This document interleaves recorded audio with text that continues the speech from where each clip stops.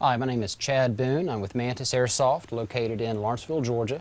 I've been involved in Airsoft for 2.5 years as a player. I'm an Airsoft tech, which means I work on guns, upgrade guns, fix guns.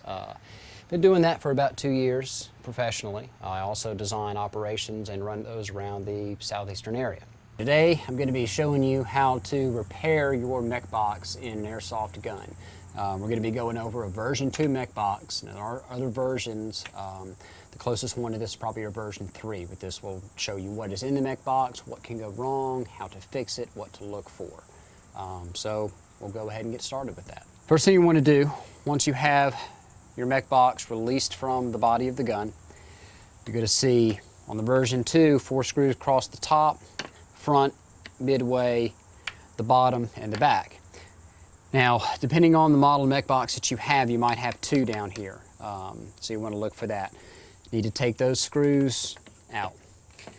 And one thing to keep in mind as you're removing these screws is this box is under pressure.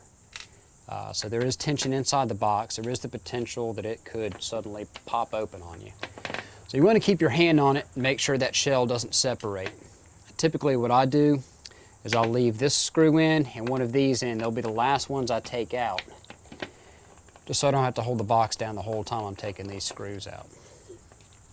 Now, before you go to open your shell, one thing you want to look for is to see whether the Mechbox is loaded or not. And what I mean by loaded is sometimes the spring will half compress. This is not loaded because all I can see in this window is spring. If it were loaded, you would see the piston back here, which means you've got the spring compressed further. There's a lot more pressure inside the box.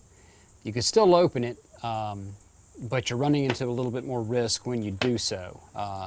If this happens, put the lower receiver back on. Typically you can see this before you take the lower receiver off. Put it in single fire, hook up a battery, and fire it in single a couple of times, and that should reset this spring. All right, we've got all the other screws out except for our last 2. At this point, we want to kind of hold pressure down. Once we get this apart and get the screws out, we're going to want to open it up. What you need that will help greatly in this is either a small screwdriver or this, which is simply a nail set. You can get them in any hardware store. You can use this to open the Mechbox, which you will see in just a moment. You can also use this to take body pins out, so it's kind of a multi-use tool there. So I'll pull these last 2 screws out. Make sure you put them in a safe place so they don't get lost. Okay, we're ready to crack the shell. What you want to do is you want to take your screwdriver or your nail set or whatever you choose to use. In the back, you see there's a hole here. This is where the screw comes in and holds the spring guide straight. Well, being that that's the spring guide, it gives you control of the spring. You're just going to stick that inside the hole there and keep your hand on it. That way you can control the spring so it doesn't pop out when you crack the box open. Now, when you open this, it's probably going to pop. Things are going to shift around. Don't let that scare you. It is kind of a sudden thing, but it's normal. Nothing's breaking and nothing's going to spring out as long as you have control. Rest your palm on the front part of the box and on the cylinder here. It's going to keep it down where it needs to be. Grab the underside and the top side of the box. You just kind of work it loose and you'll see it starting to crack open there. All right, I'm going to open that far enough to where I can get the spring guide out and release the pressure. Now the box is not under pressure. I can very easily lift the box and take my upper shell off. All right, so this is typically what you're going to see when you open the Mechbox. You've got your gears, anti-reversal latch, spring guide, spring, piston, cylinder, cylinder head, tappet plate, trigger, and that's your electrical switch, which is what fires the gun. Depending on what's happened to your gun, you know, say you were out on the field and suddenly it locked up and it won't shoot anymore. One of the things you want to look for when you open this thing up under those circumstances is you want to check the teeth on the piston, which you'll see on the underside here. Make sure this piston isn't blown out in the back. If it is blown out, you can see this whole back side here is missing.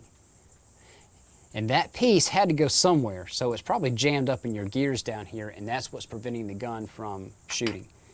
The other thing you want to look for in those circumstances is to make sure that you're not missing any teeth on your gears. If those break off, they get jammed up, it causes further stripping and will completely shut the entire box down. To get to the gears so you can inspect them and also inspect the piston, you've got this little spring down here that sits on this post. All right, you want to release that spring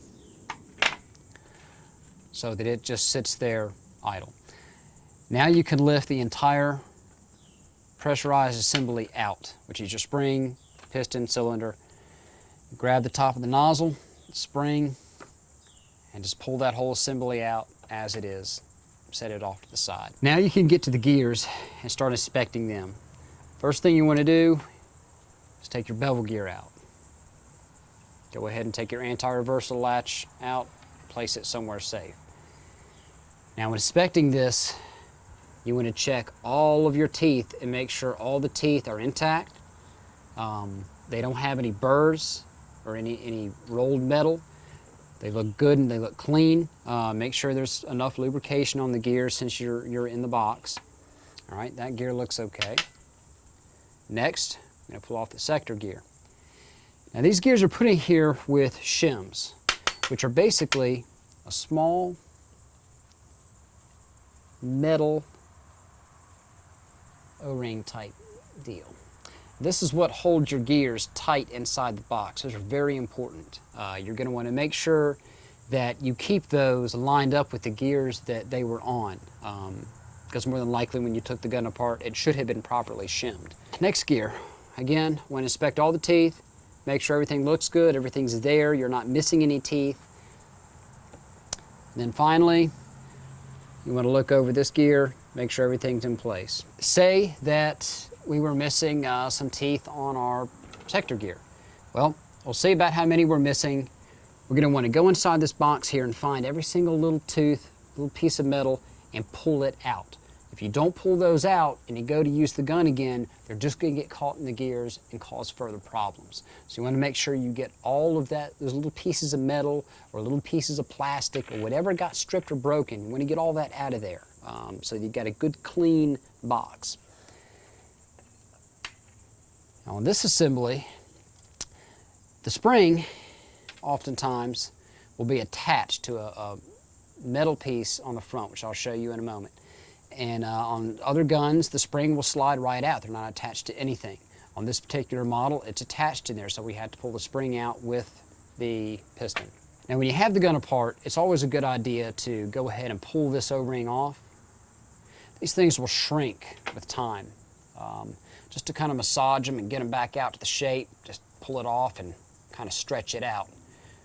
That will recondition the O-ring so that it will create a better seal inside your cylinder. And go ahead and put that back on there. Now when you're checking the piston for wear, you really want to look at these first, say 4 or 5 teeth here. You also want to make sure that the back is not blown out. And as you can see, that's what the piston should look like if it's okay. You see, we have this whole back piece that was missing off the other one. Now a trick, a lot of times that they're starting to manufacture them this way, and a lot of your professional gunsmiths will do this. This first tooth here can cause a lot of problems and actually cause this piece to break. You can shave that down with a razor knife and take that whole tooth completely off. And that will make your gears line up better when it engages initially on the piston. So just kind of a hint and trick of the trade there.